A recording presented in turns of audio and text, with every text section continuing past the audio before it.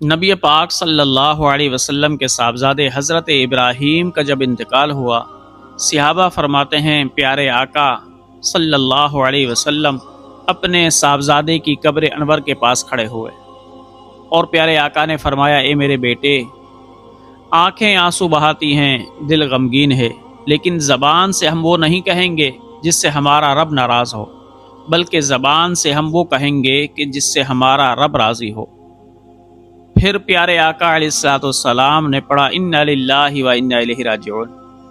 صحابہ فرماتے ہیں پھر پیارے آقا تلقین فرمانے لگے کہ اے میرے بیٹے، قبر میں جب نکیرین آئیں تو کہنا میرا رب اللہ ہے، میرا دین اسلام ہے، محمد مصطفیٰ صلی اللہ علیہ وسلم اللہ کے سچے رسول اور میرے والد ہیں۔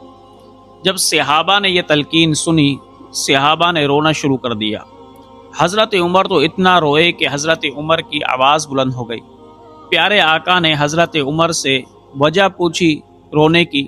حضرت عمر عرض کرنے لگے، یا رسول اللہ، آپ اپنے صاحبزادے کو تلقین کر رہے ہیں، حالانکہ آپ کا صاحبزادہ سن بلوغ کو بھی نہ پہنچا، ان کے نامہ اعمال میں تو کوئی گناہ لکھا ہوا ہی نہیں ہوگا، لیکن پھر بھی آپ ان کو تلقین کر رہے ہیں۔ یا رسول اللہ، ہمارا کیا حال ہوگا؟ ہم تو جوان ہوئے، ہمارے نامہ اعمال میں پتہ نہیں کیا کچھ درج ہوگا۔ یا رسول اللہ، جب ہم قبروں کے اندر چلے جائیں گے، اگر آپ جیسا تلقین کنندہ ہمیں نہ ملا تو پھر ہمارا کیا حال ہوگا؟ ہم نکیرین کو کیسے جواب دیں گے؟